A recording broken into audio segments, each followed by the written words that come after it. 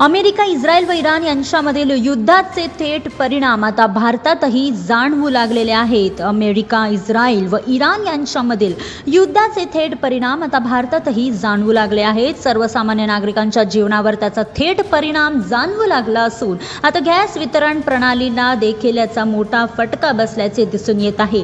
व्यावसायिक गॅस सिलेंडरने तात्पुरते स्वरूपात बंद केल्याने आता घरगुती गॅसधारकही धास्तावले आहेत आणि त्यातच घरगुती सिलेंडरही आता 45 दिवसांनी मिळणार असा आदेश निघाल्याने आता गॅस ग्राहकांनी पॅनिक होऊन गॅस एजन्सी समोर गर्दी देखील आता सुरुवात केलेली आहे. मात्र केंद्र सरकार आणि पंतप्रधान नरेंद्र मोदी बारकाईने याकडे लक्ष देऊन आहेत. कोणीही अफवा पसरू नये असे उपमुख्यमंत्री एकनाथ शिंदे यांनी या संदर्भात आज पत्रकारांशी बोलताना म्हटले आहेत. अमेरिका, इस्रायल व इराण यांच्यामधील युद्धाचे थेट परिणाम आता भारतातही जाणवू लागले आहे आणि त्यातच आता घरगुती गॅस सिलेंडरही 45 दिवसांनी मिळणार असा आदेश निघाल्याने आता गॅस ग्राहकांनी पॅनिक होऊन गॅस एजन्सी समोर गर्दी देखील करायला सुरू केलेली आहे. मात्र केंद्र सरकार आणि पंतप्रधान नरेंद्र मोदी याकडे बारकाईने लक्ष देत आहेत आणि असे अफवा पसरू नये असे आदेश उपमुख्यमंत्री एकनाथ शिंदे यांनी आज पत्रकारांशी बोलताना दिलेले आहेत.